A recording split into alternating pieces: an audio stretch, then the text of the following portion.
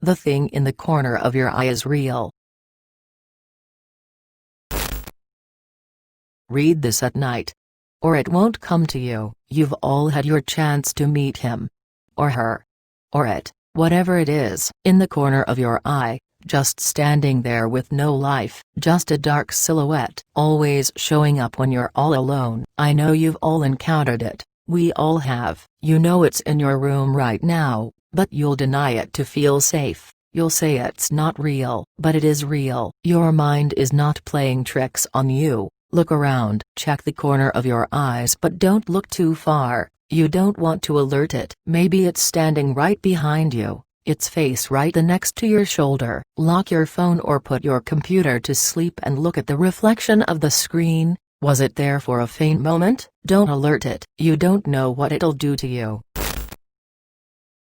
You see, it's always been here, waiting for you. The monster under the bed when you were a child. The creaking and thuds of someone walking around your house late at night. The random whispers and voices you hear. The thing in the back seat of your car when you look at the rearview mirror late at night. Go ahead, deny it. You say it's not real. Then why do you panic? Why do you feel scared for a brief moment? Why do you turn around in your bed and cover your face with your blanket? Why do you turn up the volume of your music? Why do you feel uncomfortable right now? I denied it too. I didn't want to believe something was always behind me, waiting to do anything it wanted. Well, last week, I saw it. Not in the corner of my eye, not in the back seat of my car. Not under my bed. I saw it directly ahead of me. I read a stupid article that showed up as an ad on a YouTube video. It was about talking to these apostrophe things. There was some history about what it was and what it can do,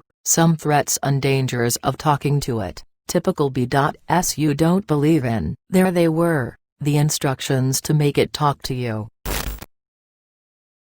Out of curiosity I thought I'd give it a try. I wish I hadn't. I did everything it said and nothing happened, just as I expected. Next night, nothing again. But the third night, it came.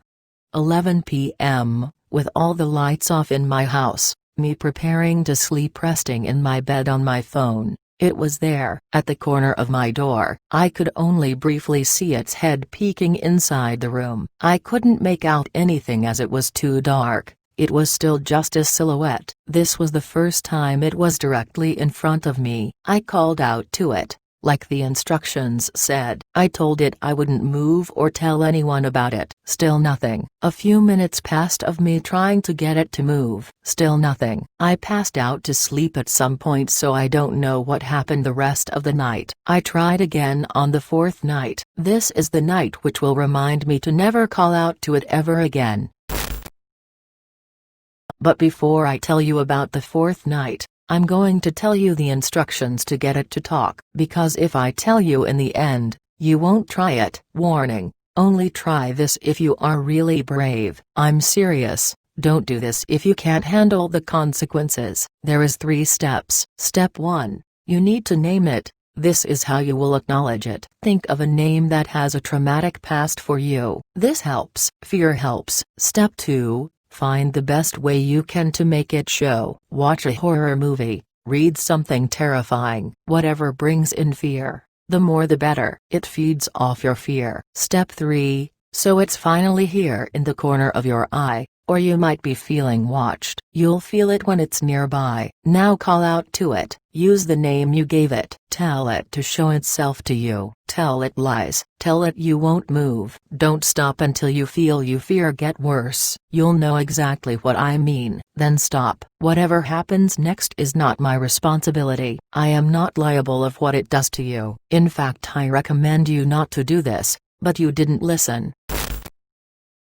The fourth night, I woke up in middle of the night with a great surge of fear. It was right next to me, standing right next to the end of my bed, all black, like a shadow. It was tall, very tall. All I could see was its eyes, bright white, and its gray-dark teeth. It slowly kept walking towards me. I have never panicked that way in my life before. I wanted to scream but I couldn't. I was frozen. I couldn't move. I couldn't take my eyes off it. It stood right next to me now. It bent over and put its face right over mine and kept it there for a few minutes watching me in torture. Then it just walked away, slowly. Nothing has happened in the last 2 days, but I know it's going to come back. I feel it. I will update you if something happens. Again, please be careful. You don't have to do it.